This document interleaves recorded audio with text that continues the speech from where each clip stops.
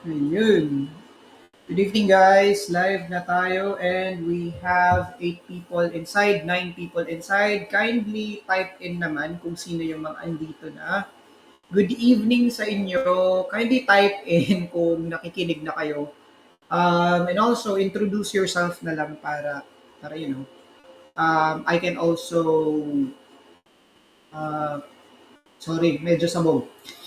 Para at least I can also shout you out. So, yun.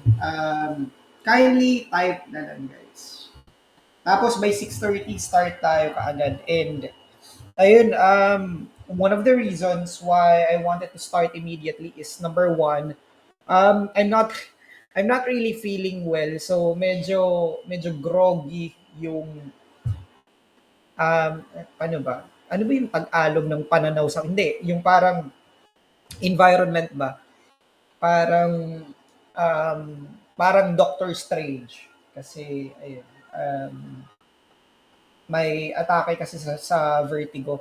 Anyways, guys, kindly comment down below if you can hear me okay. Kindly comment down below. And then at the same time, introduce yourself. So, yun. Hindi ako sure bakit walang may nagtatype. Pero, hopefully may mag-type sa inyo kasi if wala by 6:30 kahit isa, I'll just go ahead and end the broadcast and then, hindi kasi nagme-make sense kung walang interaction. So yun. Seth. Hi, Seth. Thank you for um, commenting. At least I know that people are here and also you are here. So yun. Thank you. Ayun. Good evening, Romel. Hello, bro. So yun guys, by 6:30 start tayo kaagad para we can, um, para matapos natin siya and at the same time pero guys, habang nagpre-present ako, please ensure that you're also gonna be taking notes and also, I'll probably gonna be asking you via email if ever na you want me to upload the recording of this video on my YouTube channel, and then at the same time, it would be available for the public. But of course, depende yun sa inyo. Okay? Um, Paano ba? I prepared something na gusto kong sabihin. Pero ayun, so, hindi ko naman siya dapat or hindi ko siya plan na i-public in terms of the recording. Um, for the very reason that I'm gonna be sharing a strategy on what we're gonna be doing. Pero of course, it will depend on you guys if you also want to share what I'm gonna be sharing with the rest of the people inside the community. Kasi konti lang naman kayo na nakapasok talaga sa webinar or sa masterclass na to. We close the registration immediately. Hindi naman naubos yung 200 slots, but we closed the registration immediately for the very reason na wala. Gusto lang namin na gusto lang namin na maging exclusive siya. But of course, depende yun sa inyo.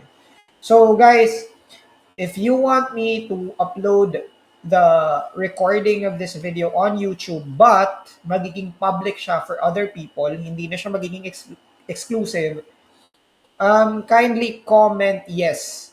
And if hindi, kung majority sa inyo hindi mag-comment ng yes, like no yung sagot nyo, then I'm not gonna be uploading it. Like hindi ko siya i-upload. But, um, but yun, wala ding recording. So, yun yung parang consequence. You might be asking, Errol, bakit walang recording? The streaming platform that I'm using right now, masyado silang strict. They wanted us to upgrade our subscription plan, pero marami kasi yung hindi namin need. And we don't want to upgrade kung yung habol lang namin is yung memory or yung storage niya. So, I'm always a big believer of, you know, of cutting cost, kung yun yung ano, yung term, cutting cost. So, mas maganda kung yung server sa YouTube na lang. So, yun. Anyways, comment na lang kayo ng yes kung gusto nyong i-upload ko yung recording. And then, no kung ayaw nyo. But, I want you to take notes sa isi-share ko kasi meron tayong bagong strategy. Um, Next year, medyo different yung magiging approach when it comes to approaching clients. Of course, magfa-follow pa rin siya sa principles, yung micro-step principles, but there will be a little bit of change ng business structure. And I'm not sure if you are already observing it, but I feel like um I mean, I feel like obvious siya, pero I think kailangan i-point out para mas maging obvious sa inyo. So yun. So by 6:30 guys, we will start immediately for the very reason na um, gusto kong mag-rest. Yun yung first. Then second is, yun, hindi kasi okay talaga yung ano, yung pagbabasa ko ngayon. Medyo groggy talaga yung pakiramdam ko. So yun. Gusto ko lang talaga mag-show up because I promised. So yun. Hopefully kumain na kayo guys. Good evening sa inyo. Good evening kay Seth. Kung sino man yung Hi Mayor. Si Ate Jidel andito. Si Hello po andito. Si Bro LJ andito. Si MJ andito. Si Ma'am Rose andito. Good evening sa inyo guys. 3 minutes to go and then we can start.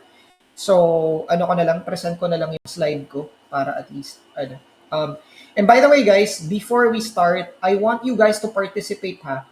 The reason why I want you guys to participate is kung nag-engage kasi kayo, the more you take action, the more you participate, the more, the easier it is for you to digest the information. And, yung information na i-share ko sa inyo, as much as possible, um, kinondense ko siya or pinaliit ko pa siya para hindi siya maging complicated. Hopefully, mas mag-make sense sa inyo yung mga analogies. Pero, yun, there's tons of changes actually next year. And marami tayong um,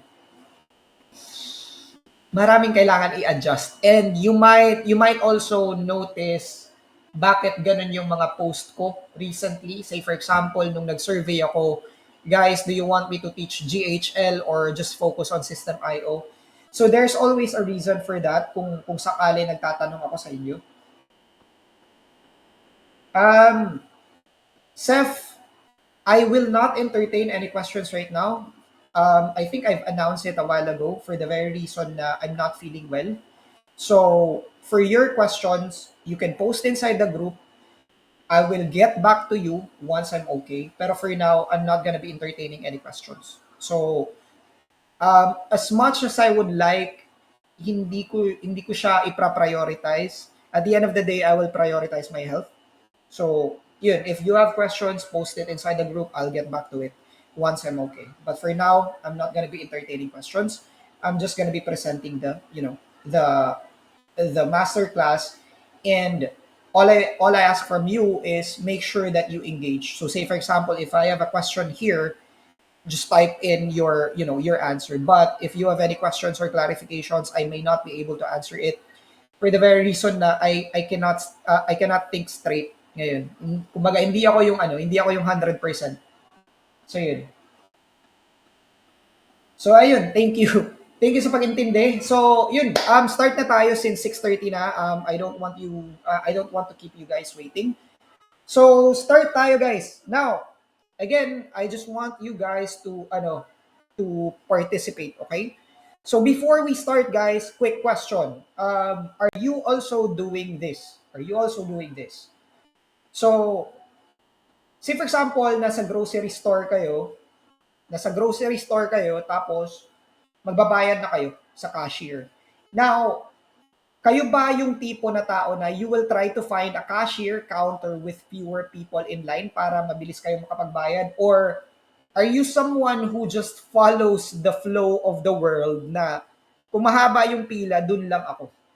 So, kindly comment letter A kung kayo yung go with the flow. Kindly comment letter B if you are someone who finds cashier na mas konti yung pila.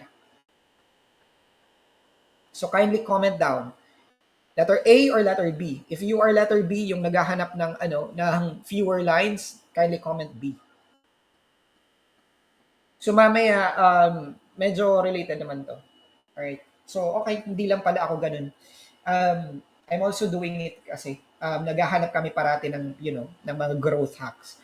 So, that right there is unconsciously us practicing to being ahead of the competition, which is yun yung importante. Okay? Yun yung importante sa atin. So, now, we know that we always want to be ahead of the competition. Okay? So, ang topic natin for today is leveraging the business of landing page design trends in 2025 to beat the competition. That's what we want to do. Alright? So, ito yung topic outline natin. 5 lang naman. How to stay ahead of the competition. Is it too late to become landing page designer? Good news and bad news in our industry. So, meron tayong data. Old business model versus new business model in our industry.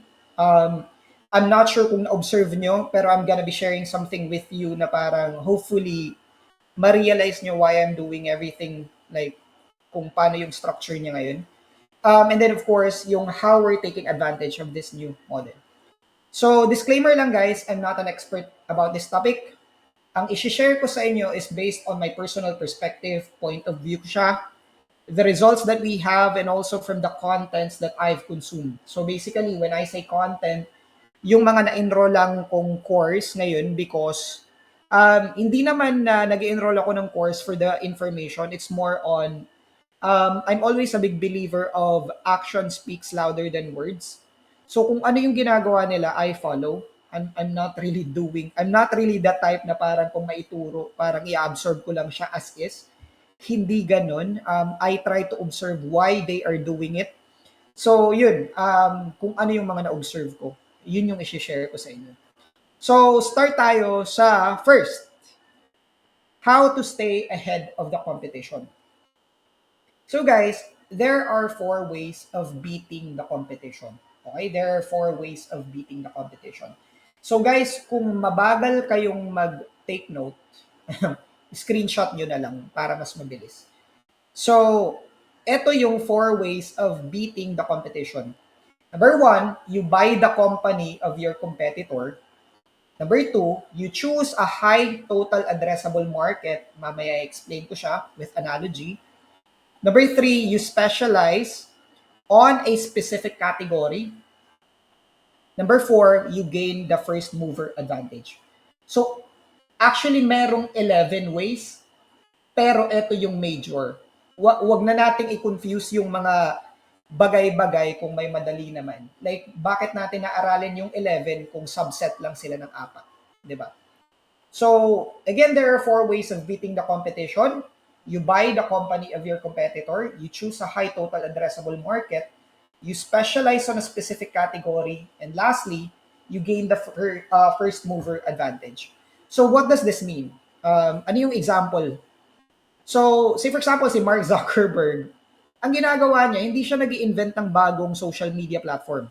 What he does or what Meta does is they buy the company of their competitors.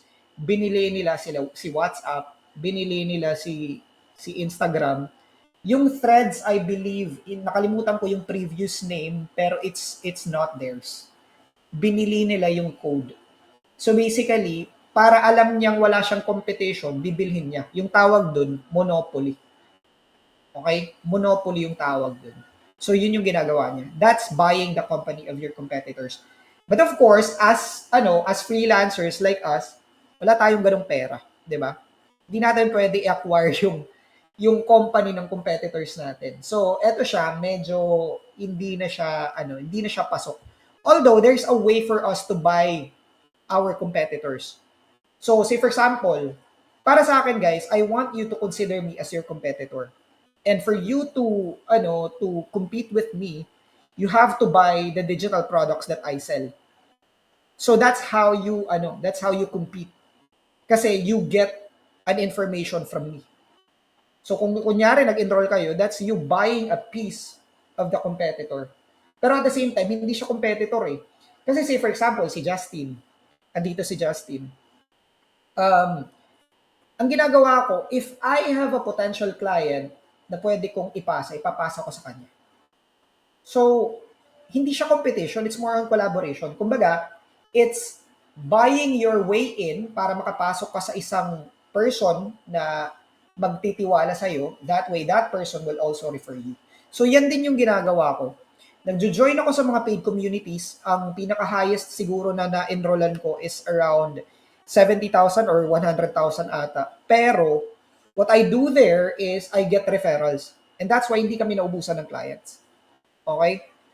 So, that's you buying a piece of your competitor. Pero hindi naman talaga competition. It's more on collaboration. Okay?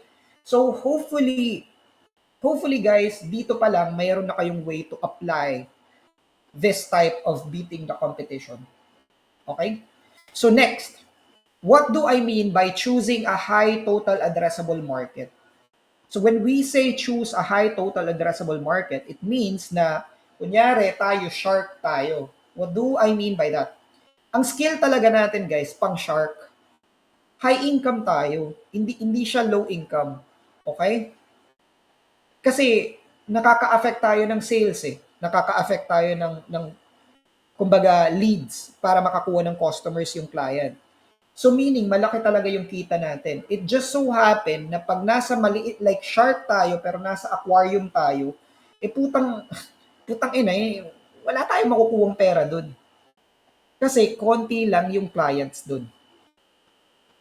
Unless of course, you become a shark and then you transfer into an ocean. So meaning, magtra-transfer ka sa isang location. Okay? So that's it. That's why may tinatawag na niching down, specialization, focus, ganun. Kasi you become the shark on that ocean.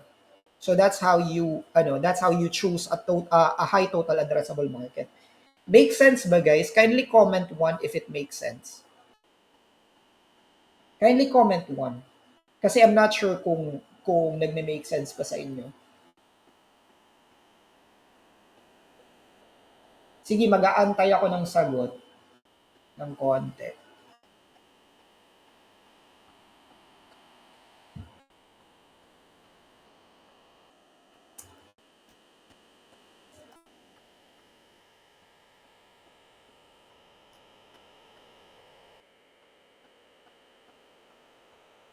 Ayun.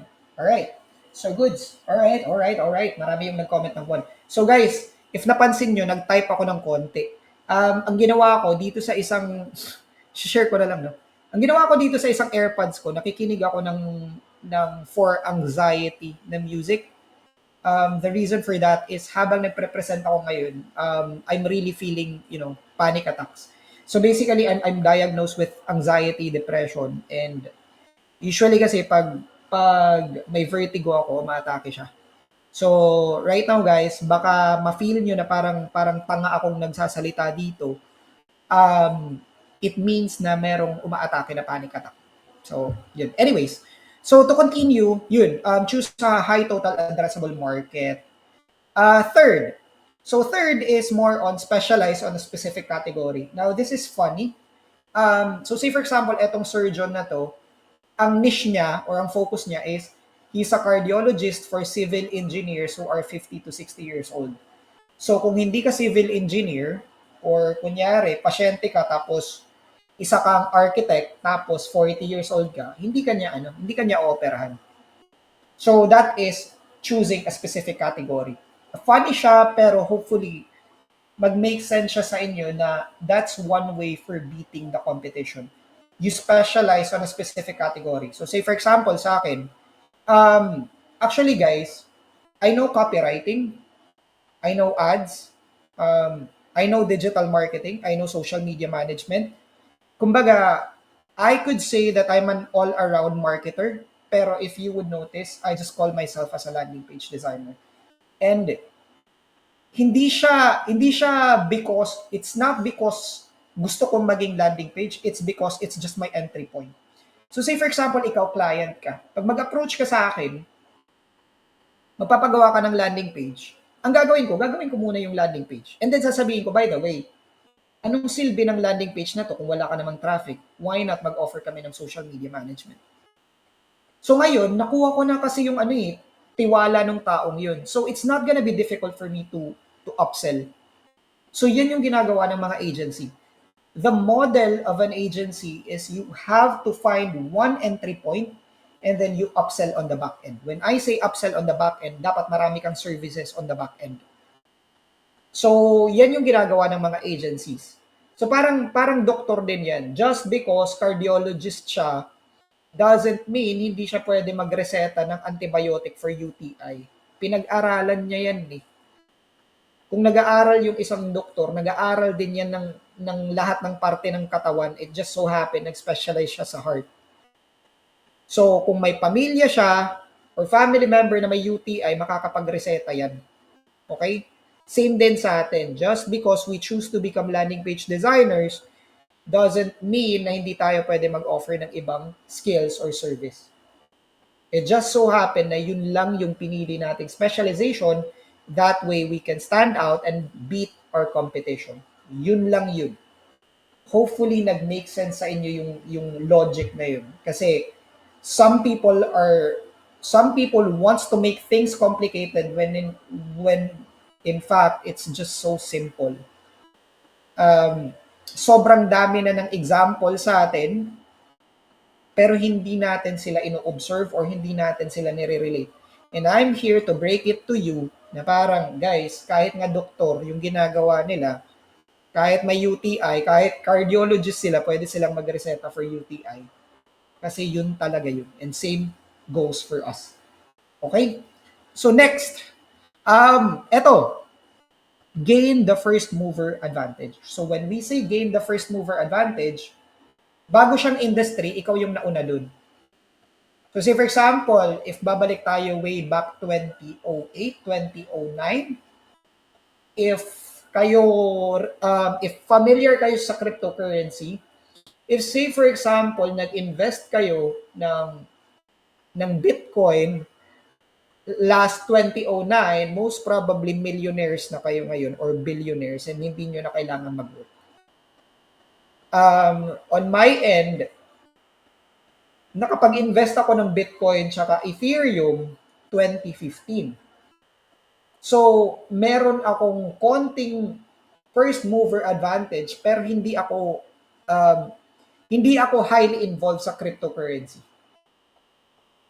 I'm just saying na may advantage yung pagiging first mover or taking the risk as the pioneer. Okay? So, yan din yung mga nangyayari sa kung nagpapa-waitlist ako na, say for example, nagpapa-challenge and then may pinapa-waitlist. Tapos, yung amount na yun, too small pa siya. Say for example, nung CDPH Pro Group, putik guys, way back 2020, when I opened the CDPH Pro Group, it was just 99 pesos. And then, come 2022, the price was around 18,000 pesos. So, isipin nyo yun. Yung mga nakapasok ng 99 pesos, mura nilang nakuha yung information and then yung mga tactics. Yung mga nakapasok ng 18,000, medyo mahal siya pero nabawi pa rin nila. You know what I mean? Yun yung first mover advantage. So mamaya, we will try to discuss everything na paano natin siya gagamitin para sa new business model. So connected to lahat. I'm just really sharing with you the 4 ways to beat the competition. So now, you might be asking, Errol, why the hell are you telling us about the 4 ways of beating the competition? Why is knowing them important? So eto yung answer. Okay? Ito yung answer. If you want to make money, definitely important sila. Real talk. Okay? Real talk to. So say for example, sa amin, we were able to invest sa Bitcoin and then also sa Ethereum way back 2015. So, that time, Ethereum was just $7. Ngayon, Ethereum is $4,000 isa. So, hopefully, it makes sense kung meron kayong alam when it comes to those ways to compete or to be ahead. Next, it helps you identify on what efforts to focus on. Like say for example sa amin, we know what we're gonna be focusing on next year kasi gets namin yung apat eh. Third, it helps you to further stand out. So, yun, ang goal talaga dito is to be ahead. Kasi mamaya may papakita pa akong stats sa inyo na mas nagme-make sense bakit ako nag-spend time to explain that.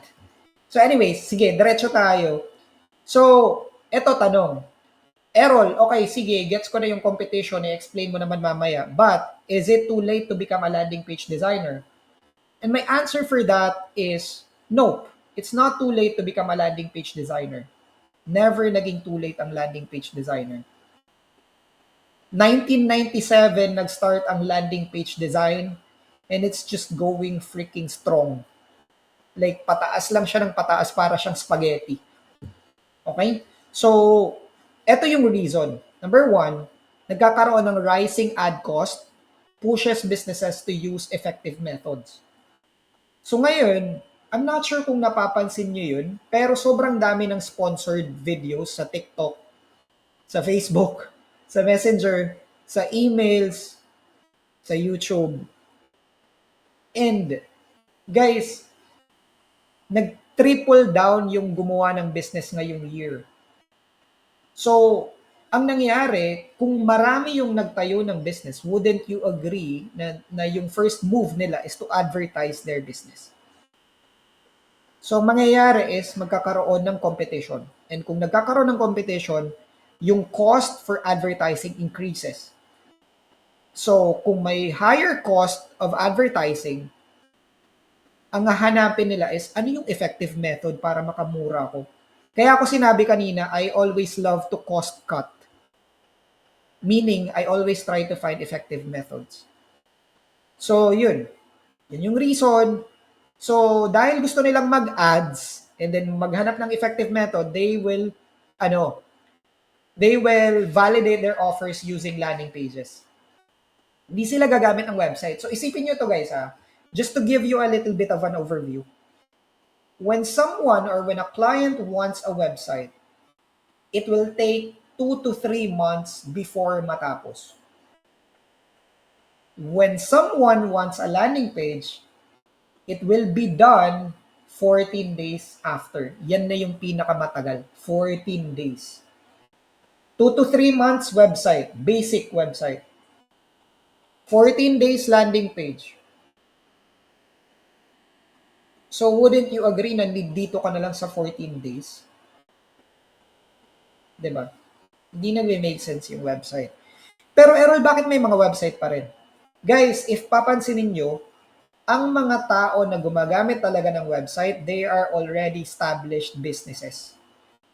So meaning, they are earning $5 million and above. $5 million and above.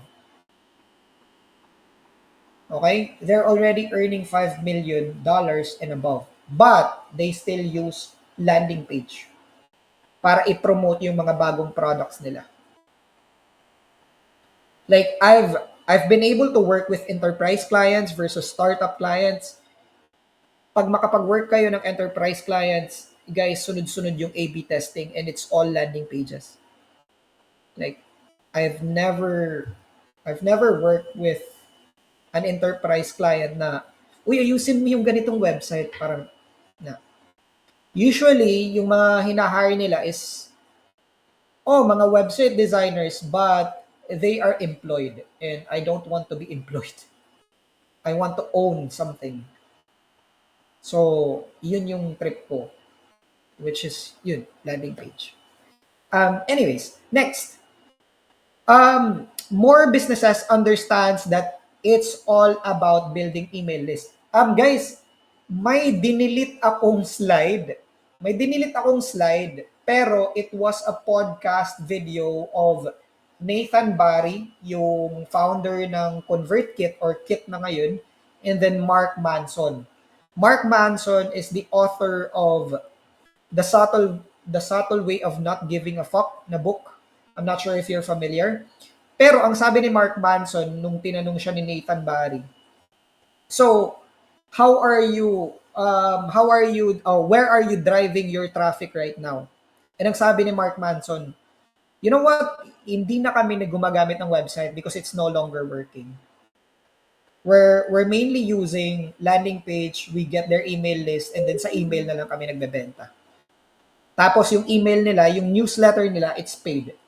So, that specific statement, dapat i-add ko to dito sa slides, pero medyo mabagal kasi sa streaming platform na tong gagong to. Hindi ko na lang in-add. Pero you can definitely find it on YouTube. Nearly 2 hours yung podcast na yun, pero isipin nyo, Mark Manson mismo nagsabi na websites, it's not working. We'd rather create a simple page, collect their email, and then sell something inside the email. 'Di ba? Kasi more businesses understands that it's all about building an email list. So, hopefully na-gets nyo rin why sa 5-day challenge I taught you how to create an opt-in page. Kasi it was all about building an email list because more businesses understands that it's all about building email list. So, hindi ko tinuro sa inyo just because gusto kong magturo. Tinuro ko sa inyo kasi alam ko yun yung kailangan. Okay? And of course, last is more businesses see the power of A/B testing. So what do I mean by this? Kung mag-upload kayo ng YouTube video, merong A/B testing. Sa System.io, may bagong A/B testing, yung email.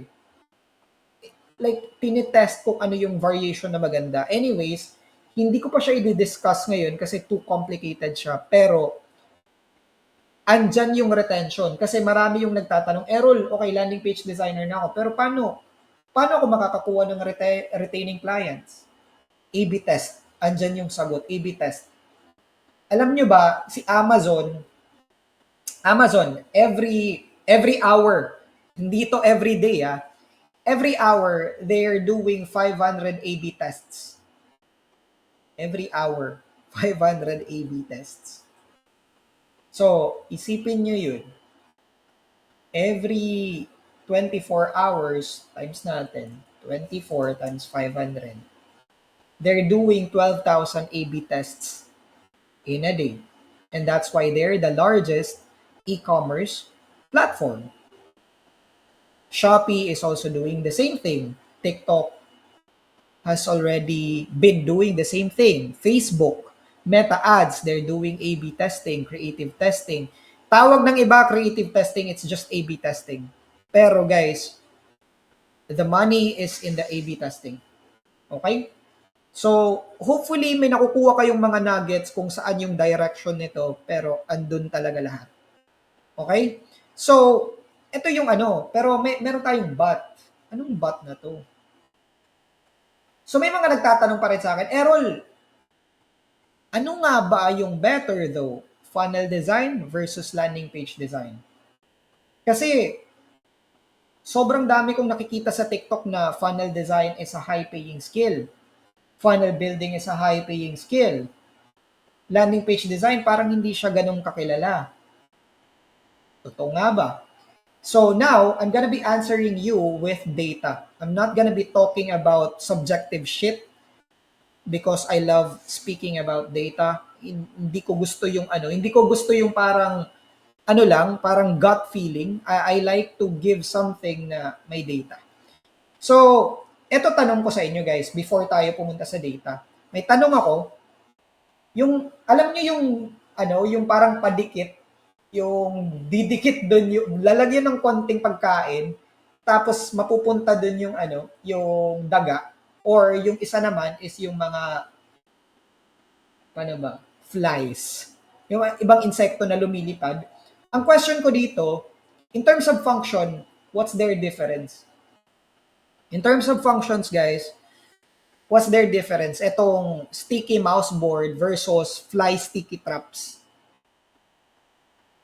kindly comment if may difference sila. Like, comment 1 kung may difference sila. Pero kung walang difference, kindly comment 2. Number 2 kung walang difference. Para at least alam ko na andyan kayo.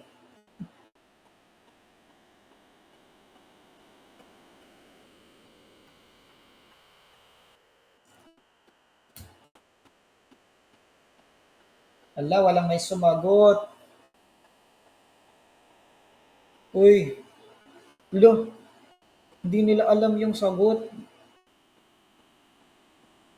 Uy, si Joanne, 1 daw. Level of strength. Oh. Pero in terms of function, are they the same na pampadikit lang?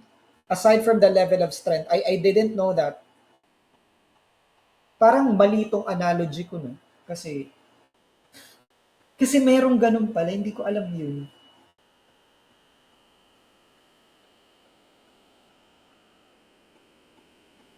Ayun, 1. Kasi level of strength niya. Okay. Pero anyways, for the sake of argument, in terms of the purpose, they are the same. In terms of the function, they are the same. In terms of the strength, they're not the same. Meron silang konting differences. Which is same din sa funnel design and also landing page design. Okay? Same function, sticky trap sila, but, yun nga, levels of strength, different sila. Same din yan sa landing page and also funnel design. So what do I mean by this? So yun nga, landing page design and funnel design are the same. They're just different in terms of title or terms. So funnel designers, when a person is calling you a funnel designer or when a client is looking for a funnel designer, they're in the industry na coaching business or selling courses or digital products. Ulitin ko lang ha. When someone says that they're looking for a funnel designer, their business is either coaching business or they're selling information or digital products. But when a person says that I'm looking for a landing page designer, they are in the e-commerce industry, they are in the service-based industry, they are in other industries like venture capitalist or investment industry. So, alam mo yung mga level na nag-invest na talaga ng pera sa startups. They're like software as a service. They're not calling it as a funnel design. They're calling it landing page design. Okay? So, dyan pa lang guys, nakita nyo na yung difference. Funnel design, they're calling funnel design if they're coaching or selling information products. Landing page design, e-commerce, investment, service-based, even adult industry, they're not calling it as a funnel design. Okay? So, yun. Eto, baka magtanong pa rin kayo, okay Errol, so same lang naman pala sila, nagkakaiba lang ng industry. So, what's the best title to use for your profile? Kasi for sure, you guys are still confused na, Errol, nag-aral kasi ako ngayon ng funnel design. Should I call myself as a funnel designer or landing page designer? So, I'll address it based on data. Ayoko kasi na gut feeling siya. Kasi if it's gut feeling, mahirap yun. Subjective yun eh. Gusto ko maging objective eh. I want to give factual data. So start tayo dito. Guys, you can also do this ha, on your own. Pumunta kayo sa, baka sabihin nyo kasi pinipeke ko tong mga bagay na to. Guys, punta kayo, Google Trends. Type nyo, Google Trends. Okay, Google Trends. And then i-search nyo, i-compare nyo landing page design versus funnel design. And then sa countries, United States, and then the past 12 months. Isipin nyo, tingnan nyo yung pula, and then tingnan nyo yung blue. Yung blue is landing page. Yung funnel design is etong pula, sobrang liit. Hindi nga siya nagkalahati eh. past 12 months. So guys, kung magfa-follow tayo dun sa rule on beating the competition na you are a shark inside an aquarium, funnel design yung itatawag mo sa sarili mo. Pero if you want to be a shark in the ocean, you will call yourself as a landing page designer. Kasi numbers don't lie, data don't lie, Google doesn't lie for the very reason that they have data. And wala akong makukuhang, it's not in my best interest to lie to you. Kaya nga sinasabi ko sa inyo, pumunta kayo sa Google Trends, i-compare nyo si landing page design and then funnel design. And then it's up to you guys kung ano yung itatawag nyo sa sarili nyo. Basta sa akin, tatawagin ko yung sarili ko based on the data that I gather. And that's the reason, and that's the main reason why I'm calling myself landing page designer for the longest freaking time. Kasi ito yung hindi pa nag-shift eh. Sobrang baba ng funnel design. Why would I compete sa aquarium? Wala akong laban dun eh. I'd rather compete in a place where I will thrive. Ayoko yung pababaan ng presyo eh. Like, I'm not sure kung na-encounter nyo yun, pero some funnel designers, they can charge $500 with whole automation. Sa industry na siniserve namin, we charge wireframe $2,500. Wireframe. And that's because of the title that we're using. I'm not gonna be use something na hindi searched. Okay? I always move based on data, not on gut feeling. So anyways, I shared something with you. Hopefully, kayo na mag-decide. So yun, next. Ito, I used a paid tool. You can also buy this tool. You can buy Uber Suggest or Answer the Public. So basically, I'm not sure kung napapansin nyo yun, pero whenever I try to create a content, nafe-feel nyo na parang naiintindihan ko kayo, it's because I know what are the questions that are always being asked. So, may keyword research tool kaming ginagawa. And if pumunta kayo sa Answer the Public, if mag-type kayo ng landing page design versus funnel design, makikita nyo yung search volume ng landing page design. Last week lang to. 4,400 yung nagsa-search ng landing page design. Sa funnel design, just 170. So again, if you wanna stand out, like kung gusto mong makashoot ng bola, would you play na magsushoot ka, 3 lang yung ibibigay sa yung bola or unlimited na bola? Or 4,000 na bola? Di ba dito ka sa 4,000? Kasi mas may chance kang makashoot ng marami. So, I always play the game na based on data talaga. And again guys, it's up to you guys kung asan yung trip nyo. Okay? And then also, sa cost per click, when you advertise yourself that you are offering landing page design, hindi siya ganun ka-expensive. Kasi nga, ocean siya. Sobrang lawak, sobrang dami ng isda na mahuhuli. Pero when you advertise yourself as a funnel designer, sobrang expensive niya. Kasi nga, competitive, aquarium, yun siya. So yun. Anyways, just like what I've said, I'll let you decide what title to use. Now, sa mga nagtatawag ng sarili nyo na na funnel designer, I didn't say it would be easy, I just said it would be the truth. Sabi ni Morpheus ng The Matrix. So yun guys, I'll let you decide what title to use. Okay? I'm not gonna be forcing anyone here. I'm just gonna be presenting data. So next, good news and bad news in our industry. So sa good news and bad news, unahin natin si good news. So sa good news, eto yung good news. Na-mention ko sa inyo na this year lang, times 3 yung nagkaroon ng bagong businesses. So dito, yung data na to, it's actually 2015 to 2022 lang. Hindi ko nakuha yung 2023 kasi nga meron silang encryption, hindi ko pwede ma-screenshot. Parang Netflix ba, hindi pwede ma-screenshot. Anyways, So, based sa data, a lot of people are starting a business and most of them are online businesses. Like, sobrang dami nila. Like, sobrang dami yung gumagawa ng e-commerce ngayon, nagdra-drop shipping, nagbebenta ng digital products, 'di ba? Umuso na din yung Rocket.ph, yung pagbebenta ng Canva templates, mga ganun. So sobrang dami nang nag-start ng online business.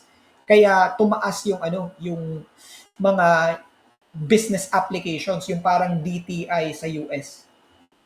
Like bigla silang like nabigla sila na parang putik bakit ganun. So I'm not sure kung nakikinig din kayo sa news pero yun, this is also one of the reasons why Trump is saying na parang i-lower yung tax para mas marami pa yung gumawa ng businesses. Kasi ang problema ngayon is employment. So anyways, I'm not gonna be discussing about economics here. Hindi ako economist. I just follow the news. Anyways, so yun, yun yung good news kasi sobrang dami ng ng tayo ng businesses. And then here's another data. Here's another data. So this is only for the global market workplace services. So ang data na to is all about ano yung magiging growth ng remote working. So ngayon nasa 2022 tayo.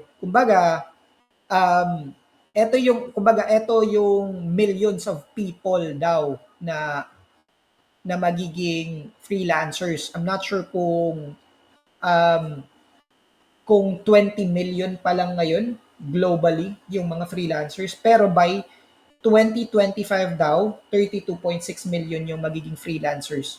Pero by 2032 140 million yung magiging freelancers or remote workers.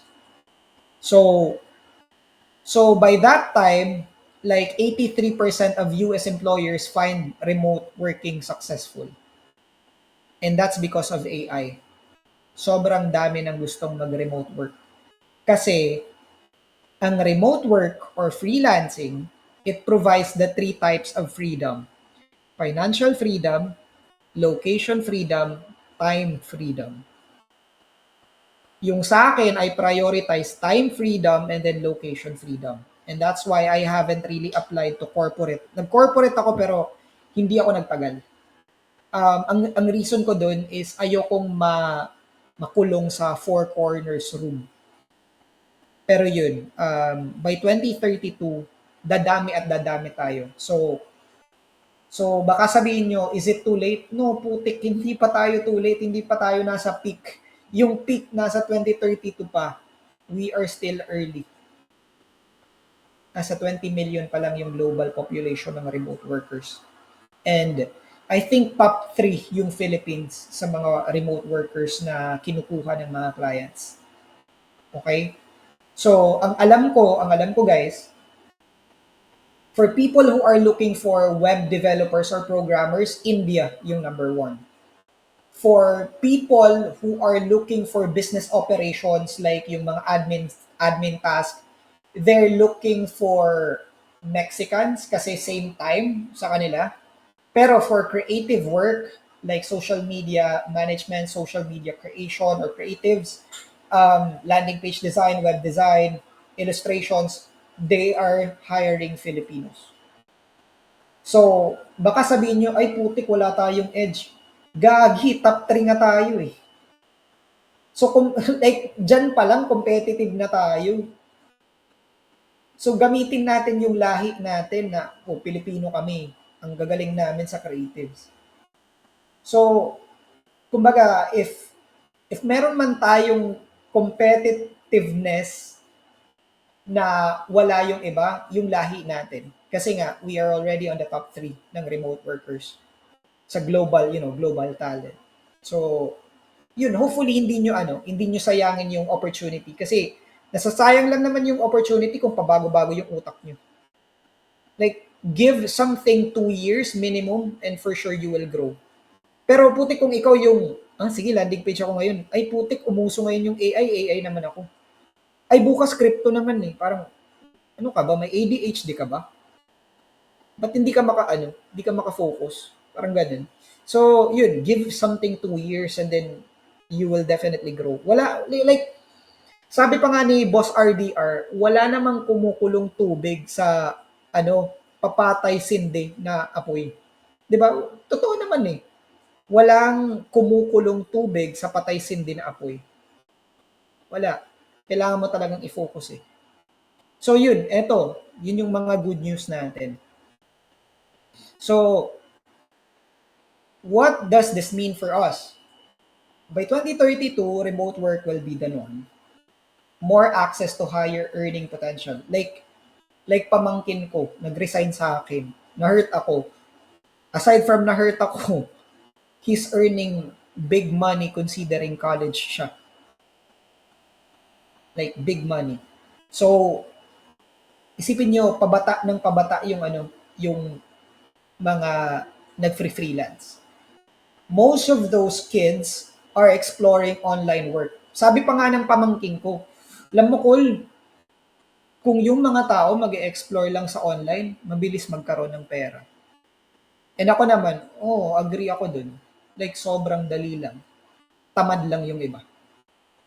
And totoo naman eh. Tamad lang talaga yung iba. Pero sobrang dali niya.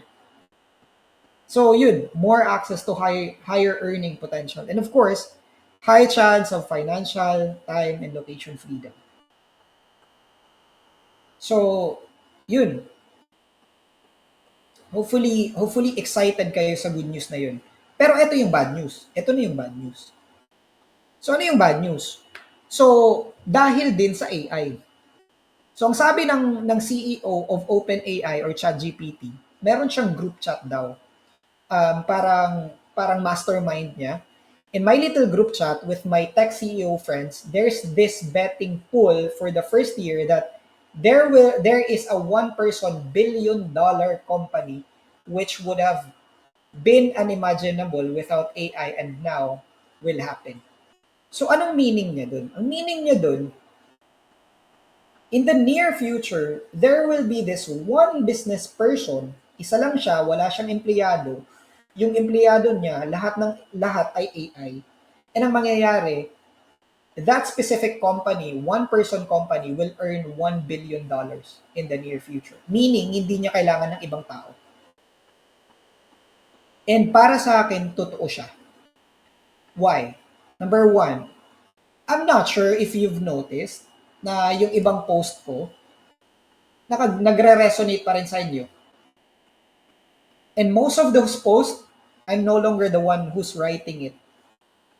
It's AI. Ang ginawa ko, lahat ng sinulat ko in the past 4 years, in-upload ko siya, and then I asked the AI, kindly study this, make sure hanapan mo ng pattern on how I write, and then help me write something. Magbibigay lang ako ng topic. And the AI is writing for me. Of course, hindi pa siya ganun ka-smart because I have to refine it, pero look at the possibilities. Hindi na ako nagsusulat ng emails. Iba na yung nagsusulat sa akin. It's already an AI. Ang gumagawa ng sales copy namin for landing pages, it's already AI. And imagine, like, if you've been following me, may nag-comment sa akin na isang marketer to marketer client, ang sabi niya, this copy is juicy. Pero hindi ako yung nagsulat ng copy. It was AI. I just trained the AI. So all I'm saying is take advantage of the tools. Although a tool is just a tool until someone capable uses it. And guys, sobrang dami ng opportunity in the future. Ito yung bad news kasi possible na yung iba ma-replace ng AI, pero possible din yung iba mas yumaman dahil sa AI. Pero depende yun sa inyo. Okay? Depende yun sa inyo. Right? So, next. So, ang bagal. So, yun. Na-mention ko na to na in the future, it is possible to build a $1 billion company with just one employee. The rest will be handled by AI software. And totoo yun. Like no joke. And next year, yun nga yung parang shift din namin na mas marami kaming gagawin in terms of AI. And of course, we're also gonna be sharing it with you. We're gonna be creating online challenges na related how we use AI. And then kung ano naman yung nagawa na naming tool, we're also gonna be sharing it with you. Of course, na magagamit nyo, ma-access nyo once you join the challenge. Kasi at the end of the day, yung mission naman, ay yung mantra naman natin, rising by lifting others eh. Hindi naman to taga-FOMO lang eh, na parang, uy, AI na sila Errol, tapos wala na, hindi na mag-share. Hindi ganun. Like tulungan tayo dito. I'm just really sharing with you what the what the future brings. Okay? So, yun, what does this mean for us? Now, companies are finding ways to scale while cutting costs. So, yun na din yung ginagawa namin. We're finding ways to scale while cutting costs. So, dati, when we onboard clients, medyo masama, no? Pero I'm just gonna be sharing it with you. Nung dati, when we onboard a client, tapos kailangan nila ng email marketer, ang ginagawa namin, nag-hire kami ng ibang email marketer. Ngayon, hindi na. Kami na yung nagsusulat ng email. Dati nag-hire kami ng copywriter. Ngayon, hindi na. Kami na yung nagsusulat ng copy. Dati kami yung, sila yung gumagawa ng educational carousel. Ngayon, hindi na. Kami na yung gumagawa ng carousel. Tapos nababayaran kami ng extra. Kasi may AI na eh. Isipin nyo pati mukha ko, di ba? Like yung thumbnail nitong masterclass na to, it was AI. Pero isipin nyo, dapat, I should have hired a photographer para dun sa ano. Tapos ifo-photo manipulate ko pa siya. Pero hindi ko na ginawa kasi nga may AI. So, yun. Like, you are making more for the very reason that you are cutting cost. Dati, pag gagawa kami ng landing page, paantayan pa. Ako, wala pa yung copy, hindi pa sinulat ng copywriter. Ngayon, hindi na ganun eh. Na parang, o sige, may na-onboard na client, ito yung product niya, ito yung problem, ito ganito. O diretso, may copy na. Tapos, diretso trabaho ng landing page. Wala nang, hindi naman na hindi namin kailangan ng copywriter, pero we know what good copy looks like. We've been working with copywriters way back 2017. So, may experience na kami. So, ngayon, cutting cost kami. Ang goal ko is to only find 5 team members and then we can take on siguro mga 50 clients or 100 clients just by using AI. Pero possible siya. And guys, kayo din naman 9,000 kayo pero isipin nyo, 3-man team na lang kami ngayon pero we can still handle you guys. Wouldn't you agree na unimaginable siya? It's because of AI. So, yun, next. Tools and services are racing to be top all-in-one solution. So, I'm not sure kung sino yung dito yung mga go high-level people, pero papansinin nyo, every month may bago silang features, like tools and services are racing to be the top all-in-one solution. Ang competitor ni Go High Level is number 1, HubSpot. Number 2, ClickFunnels. Pero, nauuna na talaga si GHL. Pero, humahabol si Webflow. So, ngayon, marami yung mga tools na nagpapa all-in-one. OpenAI is also doing the same thing. Nag-release sila ng Sora. Sora.com yung video nila. Pero they're aiming to be the all-in-one tool. Research tool, magkaroon ng custom AI agent, tapos meron na silang video. Pero most of the companies right now, they're racing to be the top all-in-one solution. Ngayon, System.io, they're aiming to beat Kajabi. And then ConvertKit is trying to beat Kajabi as well. Pero feeling ko mauuna si System.io. And yun yung reason bakit kami mag-focus sa System.io. Kasi nga, we know that a lot of people are gonna be transferring from Kajabi to System.io. Hindi ko na kayang makipag-compete sa GHL. Sobrang dami na ng tao doon. Hindi na kaya ng utak ko to develop a new business model for GHL. And that's why I'm not gonna be competing on that area. Wala akong laban doon. Goldfish ako doon. Pero sa System.io, may chance pa ako maging shark. And I'm not gonna be playing with something na hindi ko alam i-beat. So, yun, I'm just sharing with you right now kung ano yung move namin. Next, we need to become AI-powered conversion designer. So dati guys, when we do conversion rate optimization audit, iniisa-isa ko yun, parang nagagalit pa ako sa team ko, na parang putik, bakit hindi nyo inaudit ng ganito, ganito. Ngayon guys, ang ginawa ko, may Google Sheet kaming pang-audit lang. Feed namin kay ChatGPT tsaka kay Claude. Tapos, ngayon, kung may bagong client, binibigay lang namin yung URL and then that AI will analyze it for us based on our standards. And then alam na namin kung anong next. So, again, we need to become AI-powered conversion designers. So, nagagawa lang namin mag-build ng tools kasi nga naiintindihan namin yung industry.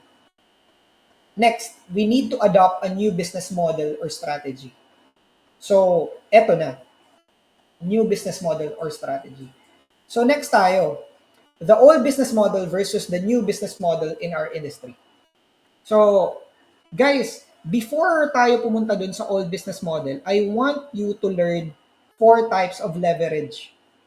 Yung mga, kumbaga ano yung way natin to be ahead of the, kasi di ba yung sabi ko sa inyo, it's all about cost cutting. Pero at the same time, making more while cost cutting. So there are 4 types of leverage or being the top and then getting more advantages. So, dating panahon, industrial era or industrial age, yung mga tao, nakakapagtayo lang sila ng negosyo kung meron silang pera, capital. 'Di ba yung mga Pilipino, yung mga matatanda sasabihin, kung may capital lang sana ako, pwede ako magnegosyo. Dati yun. Panahon nila yun. Hindi na yun applicable sa atin ngayon. Then the other one na nung agricultural age, tsaka industrial, for you to have a successful business, you have to have collaboration or labor. Mag-hire ka ng mga tao. So dati yun, hindi na rin applicable sa atin dahil sa AI. Dati, masasabi na mayaman ka or yayaman ka pag marami kang na-hire na tao. Dati yun. Hindi na siya applicable ngayon. The next leverage is content. So tingnan nyo yung si Kong TV, Team Payaman. Hindi naman sila ganun kadami, di ba? Pero they became rich because of content. Tony Gonzaga, Alex Gonzaga, yung mga tao, like, sobrang dami nang gumagawa ng content ngayon. Sino pa ba yung mga nag-viral? Nakalimutan ko yung pangalan, yung isang live seller nagsasabi na parang hindi ka naman nag-grade 1, grade 2, ganun. Pero, si Mimiya, di ba? Content yun siya. Wala naman siyang puhunan, di ba? Video niya lang, tsaka naging funny siya. Pero, they became, millionaires. And then of course, another leverage is code. Dati, mahirap mag-code. Ngayon, hindi na mahirap mag-code. Kasi andyan na yung AI. Depende na lang kung paano nyo i-prompt. Si Jomar, tama. Yun. So, those are the 4 types of leverages. Kasi baka sabihin nyo, kailangan nyo ng kapital, kailangan nyo ng makapag-hire. Hindi. Ang importante sa inyo, kailangan meron kayo nung maliit na puhunan, which is yung oras nyo lang, and then yung marunong kayong magtanong, which is pwede nyo nang makuha yung leverage na code and also content. Andiyan naman si ChatGPT, pati content. You have to create content. So, those are the 4 types of leverages. And most people focus on this, customized service. So, papansinin nyo, yung iba, pag mag-content naman sila, puro benta. Parang, landing page designer ako. What is landing page? Blah, blah, blah, blah, blah, blah. That's the old business model na bigay ka ng bigay ng information. Guys, sa panahon ngayon, information is no longer relevant that much. Sa panahon ngayon, it's all about perspective. Kaya umuso sa TikTok yung mga story time, mga ganun. Yung mga sinasabi, like yung mga hook nila yung mga hook na sinasabi na, I'm not sure who needs to hear this, but ganun. Kasi hindi na uso yung information lang eh. It's all about perspective. And If you, like, ang nangyayari din ngayon, most of the freelancers are still focused on the customized service. So papansinin nyo guys, nilagyan ko na ng dollar sign and then time. Kasi nga, hindi lang naman yung gusto nating freedom yung financial. Gusto din natin ng time freedom. So when you are doing customized service, you earn money, that's good. Pero you also lose time. You lose time for yourself. Parang nakulong ka sa business mo. And I'm not sure kung na-feel nyo yun, pero ganito yung feeling nun, guys. Ganito yung feeling nun. Mamaya ibibigay ko pala sa inyo. So, i-ano ko muna yung observation ko. Putik. Kasi nagkamali yung slides arrangement kung anong meaning ko. So, all business model observation, it is easier to sell but harder to fulfill. Anong meaning ko? So say for example, when you approach a client, hey client, do you need a landing page? I'm gonna be building you a landing page. I'm gonna be giving you a discount. And I'm also gonna be giving you unlimited revisions. So that's easy to sell. Pero harder siya to fulfill kung yung client gago. Like mahilig magpa-revise. Harder to fulfill siya kasi hindi mo yan matatapos mahilig magpa-revise Next, income growth heavily relies on additional manpower. So, kung gusto mong makapagbakasyon, you would have to hire someone else para gumawa ng landing page for you. But, at the same time, kung may sakit ka, tas isa ka lang, hindi ka magkakaroon ng pera. That's the bad way of, of customized service. Kasi reliant siya sa'yo. I've been there, and hindi siya okay. Okay? Like, income growth heavily relies on additional manpower. Wala siyang difference sa pagiging employed. Next, it can easily be copied by other service provider at a lower price. And totoo yan. Like, mabilis siyang makopya. Like, anyone can become landing page designers right now, but not anyone can build a scalable landing page design agency. Pero yun, if you just want to become landing page designer, mabilis makakopya.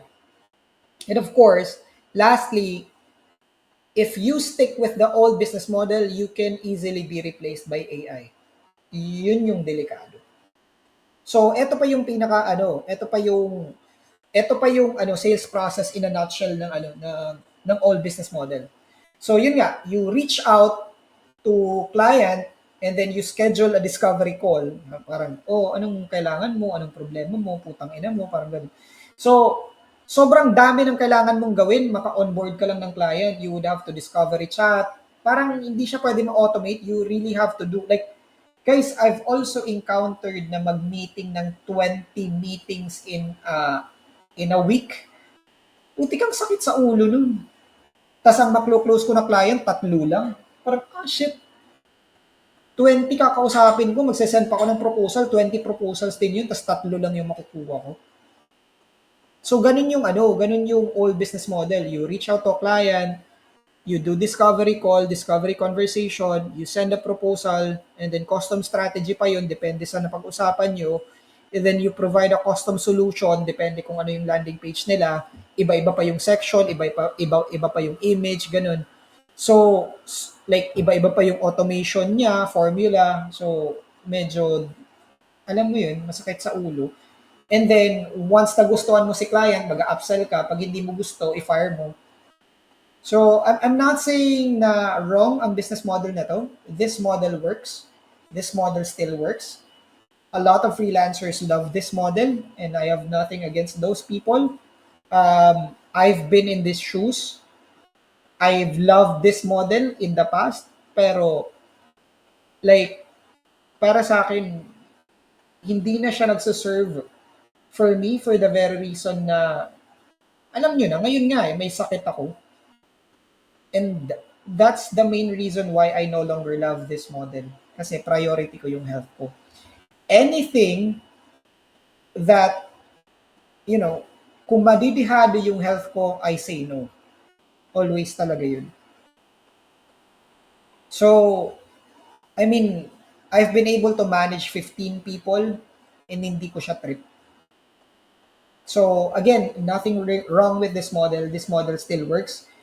If you are someone who loves this model, who wants to follow this model, go on, by all means, do it.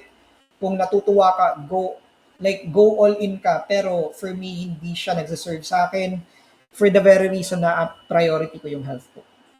And Eto din yung parang feeling ko when doing customized service. Eto yung client na parang waiter ka, tapos yung client sasabihin sa'yo na, uy, I want my chicken to be half cooked only with half skin ba? And I want a sprinkle of magic sarap. Yung, alam mo yung sobrang customized, pero paano kung meron kang tatlong client na ganyan yung request? Yung sakit sa ulo. Kasi nga, iba-iba yung gusto nila. Yung isa gusto magic sarap, yung isa Ajinomoto. Diba, I mean, that's just me. Subjective yun. Pero yun, yun lang yung off ko sa old business model. Now, let's go to the new business model. Guys, naka-follow naman kayo so far, no? Kindly comment one kung gets pa yung old business model. Kindly comment one. Si Justin lang kasi nag engage eh, tsaka si Ron. Kindly comment one before tayo mag-proceed. Malapit na tayong matapos, guys. Ayun. Oh, so gets pa. Okay. Hindi pa naman pala bombard. O, hindi pa naman kayo bombarded ng info. Alright. Sige, diretso tayo. So, this is the new business model, guys. So, sa new business model, there are 3 types of new business model that are scalable. So, guys, I also want to share this with you.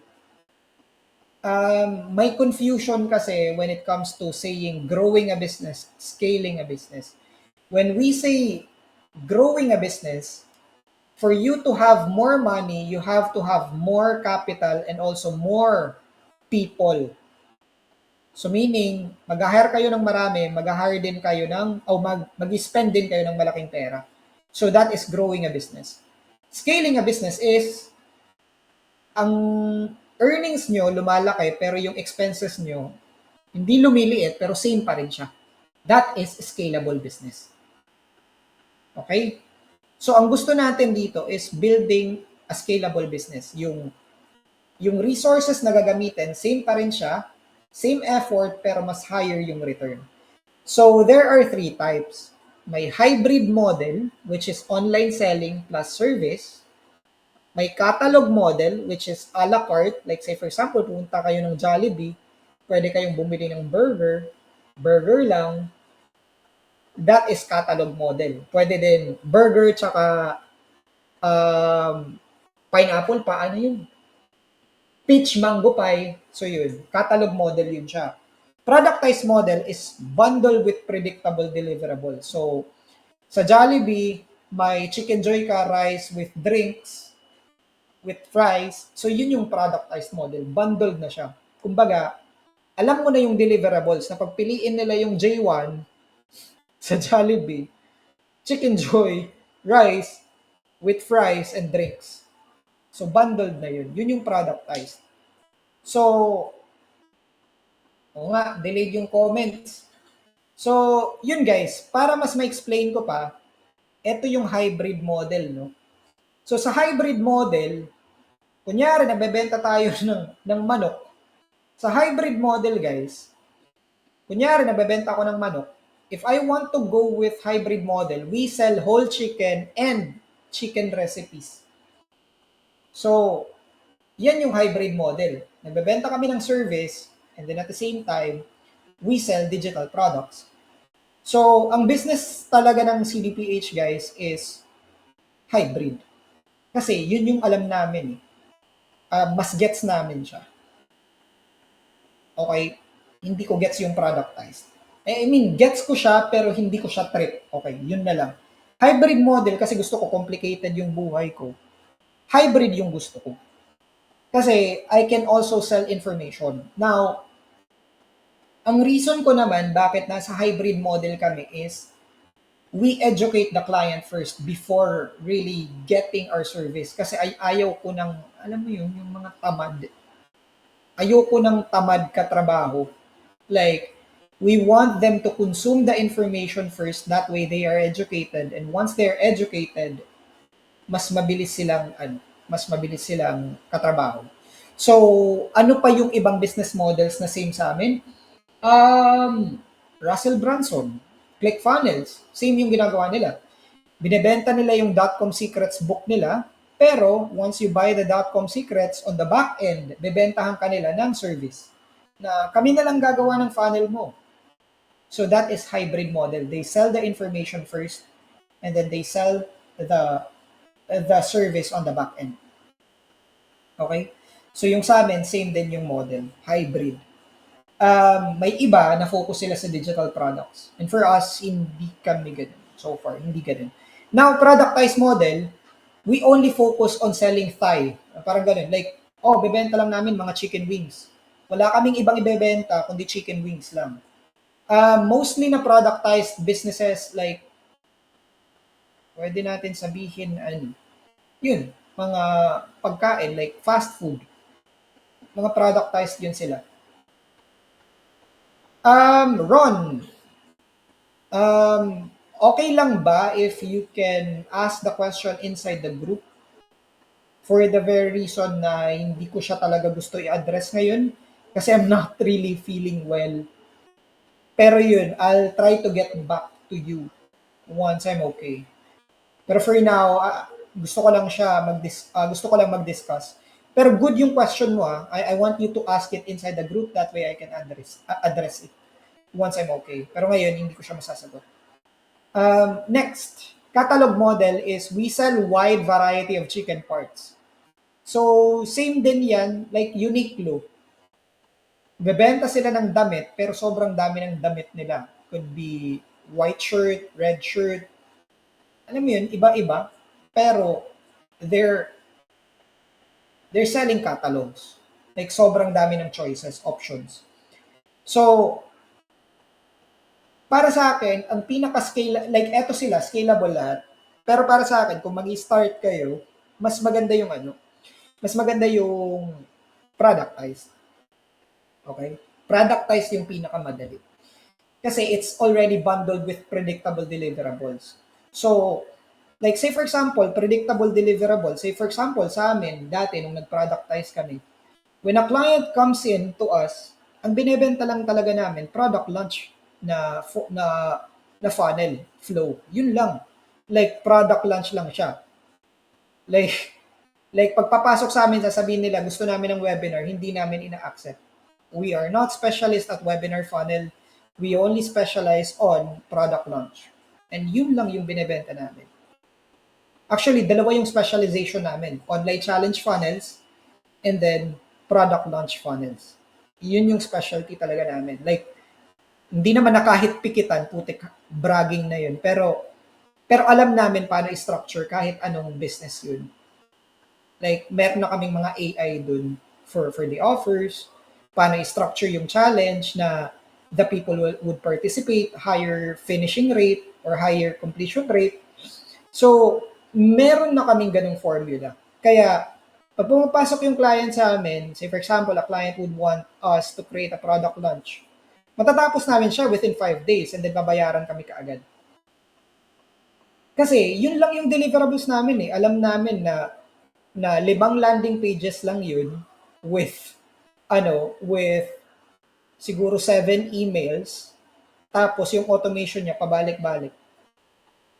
So, mabilis namin siya magawa. Kahit may 3 client in a week, kaya namin matapos kasi nga paulit-ulit lang siya eh. Tapos yung landing pages pa nun, may template na parang papalitan na lang namin yung graphics, copy, pero yung arrangement same pa rin.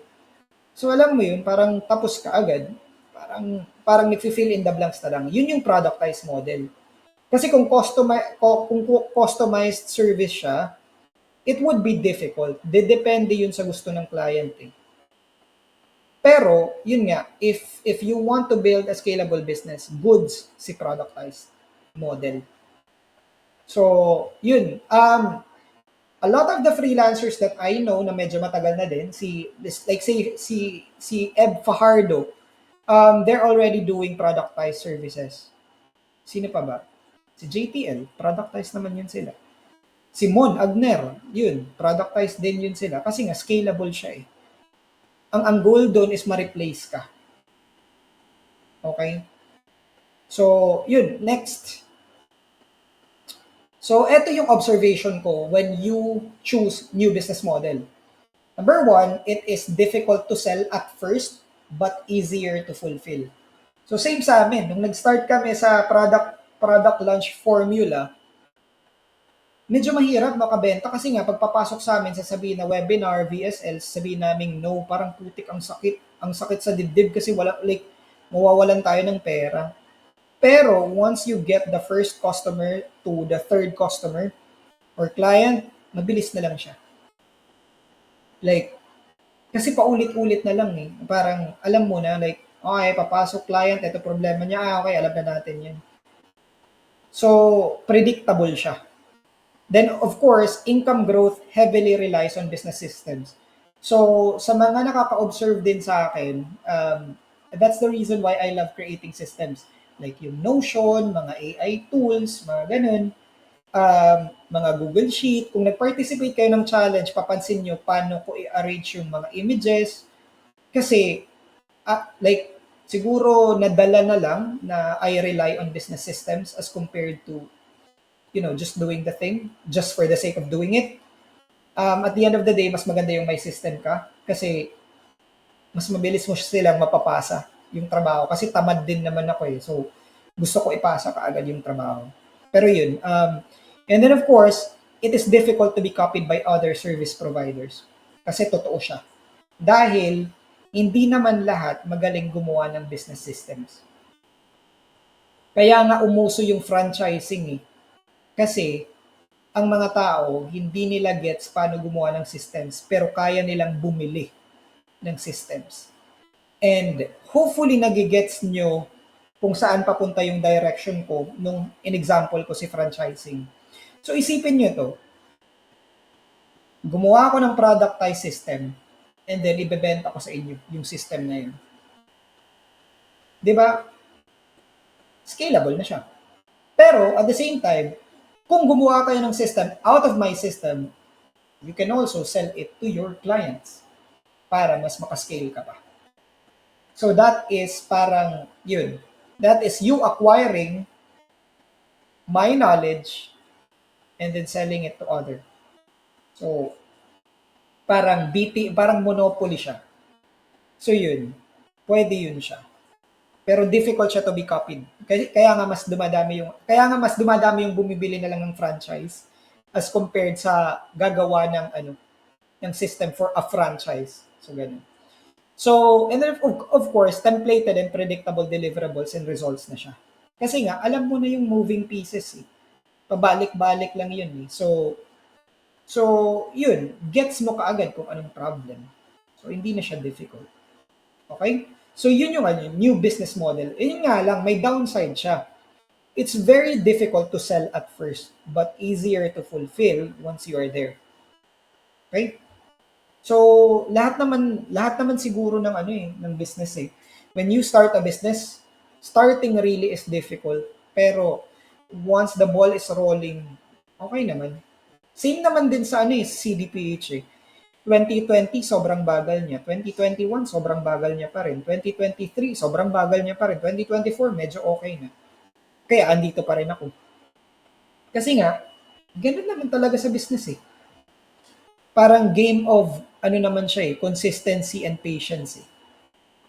So yun, hopefully valuable yun sa inyo, yung ipakita sa inyo yung business model. Ito yung sales process in a nutshell for productized service. You reach out to a potential client, you offer a low cost or a paid, relationship building product or service. So say for example, like yung shinare ko sa inyo, you offer an audit. You can make it free, kunyari. It's not really free, it's paid kasi magbabayad sila ng time nila.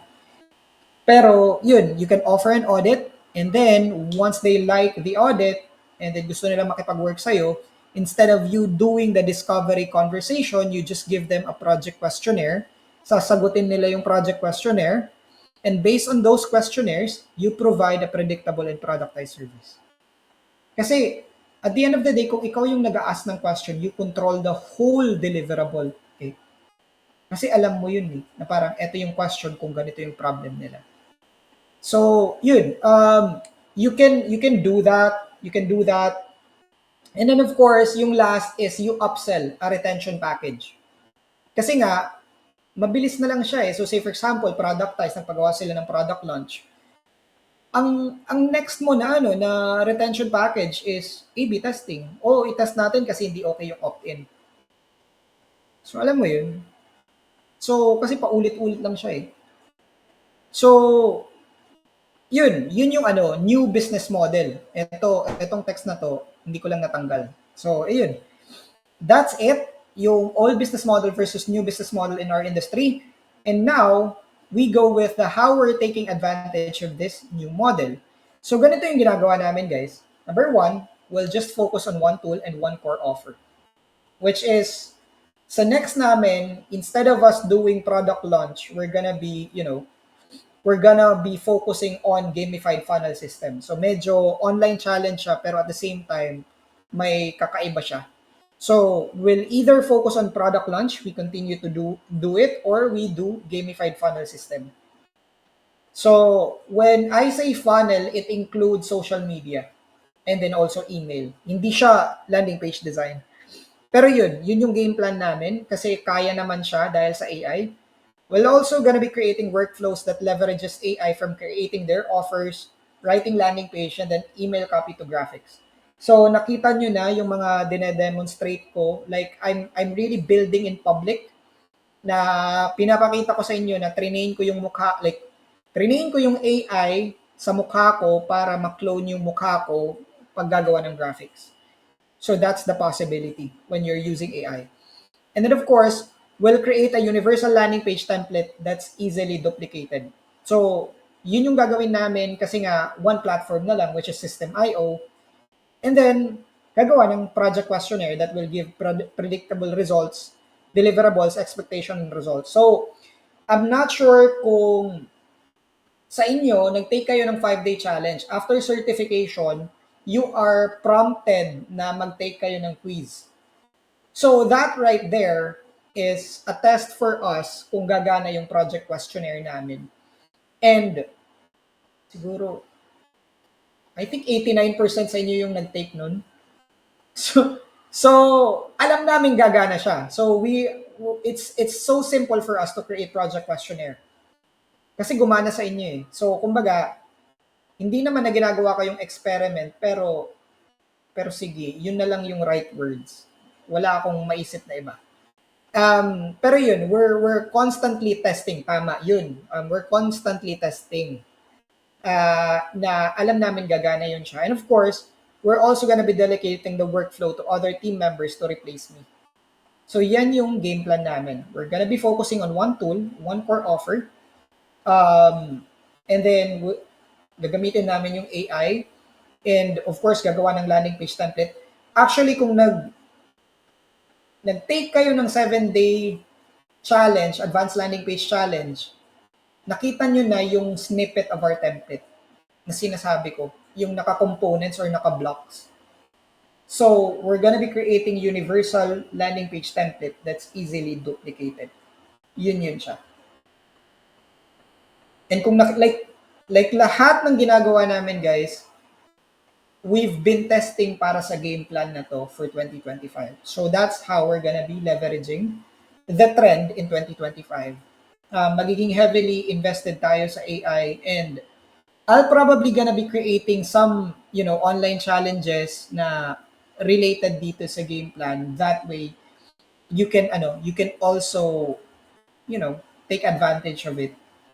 So, guys, sino sa inyo yung may gusto na ganun yung gawin namin next year, or we keep it to ourselves? Kasi gusto kong gumawa ng challenge para sa inyo, and I'm not saying na free siya. It's always gonna be paid para meron kayong skin in the game. Pero at the same time, kung ayaw nyo naman, okay lang sa amin. Kasi at the end of the day, whether you join or not, we're still gonna be doing our game plan. So ang question ko dito, if ever we create online challenges na related dito sa game plan namin, sino yung gustong mag-join doon? Kindly comment yes. Comment yes. Kasi tapos na tayo. So yun, that ends our topic outline. So, next year, mapapansin nyo guys, hindi na ako hindi na ako magta-topic ng GHL. Tatopic lang ako, System IO lang. Yun lang. Wala nang iba. So, yun. Okay, sige G. Marami naman pala tayo. Go. Sige. Kasi yun yung ginagawa namin ngayon eh. Kasi yung goal for next year really is to create a repetitive system. Kasi like what others said, repetition is the mother of all learning eh. So, mas maganda yung predictable result eh. Once you solve one problem for a lot of times, it becomes easy to create systems around it so it can be self-sustaining machine. So guys, eto share ko lang yung selfish reason ko bakit willing ako to share with you. Hindi ako nagdadamot. Kasi yun, repetition is the mother of all learning niya. If I give out the things that's working for us, and then gumana din sa inyo, that means our process works. Yun lang yun eh. Like, kung may result kayo, sinasabi lang namin sa client, kung gumana sa amin, gumana sa mga nag-join sa amin, bakit hindi gagana sa iyo? So, what we're just really doing, baka sabihin niyo na parang baka ito yung business namin, guys, hindi. We're doing it not just to help you out but also to build our credibility para sa service-based business namin. Kasi I'm always a big believer of repetition is the mother of all learning. Once you solve one problem for a lot of times, it becomes easy to create systems around it. So it can also be a self-sustaining machine. So kung gumana sa inyo, it means that we can create system. And hindi siya difficult. And if we can create system, we can sell it to clients. And if we can sell it to clients, it's very easy to make money. Yun lang naman talaga yun eh. Kasi at the end of the day, money is all about giving value. Diba? So, yun. That ends my presentation or masterclass for the year. And next year, marami tayong mga balak. Yung i-reach out ko pa yung mga group experts like kay Justin, kay G, kung willing silang mag-guest, kahit wala silang choice. Tapos, wala na yung road to CEO kasi we're gonna be replacing it with something else. And then, yung mga group experts like kina Gerson, yung may iba't ibang community, we're also gonna be inviting guests para ma-teach tayo sa ibang, skills. Say, for example, emails, web accessibility, kasi for sure, you guys want to level up further.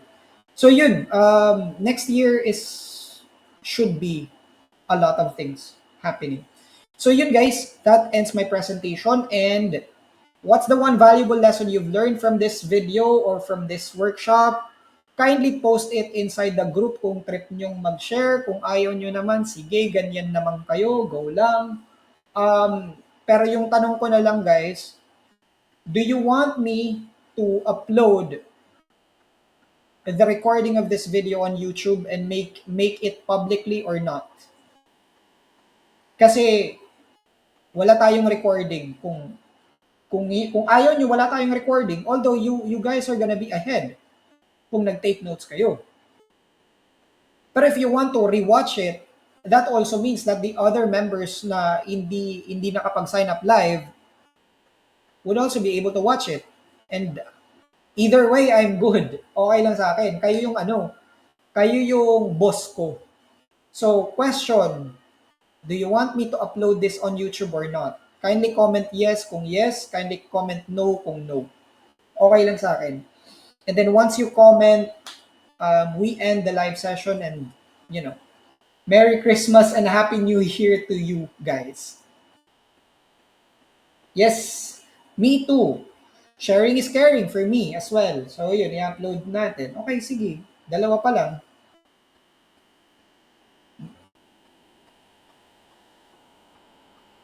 Oo, tama. Okay, sige. So dapat, yung mga taong yun, magpasalamat sa inyo, hindi sa akin kasi brutal ako ngayon.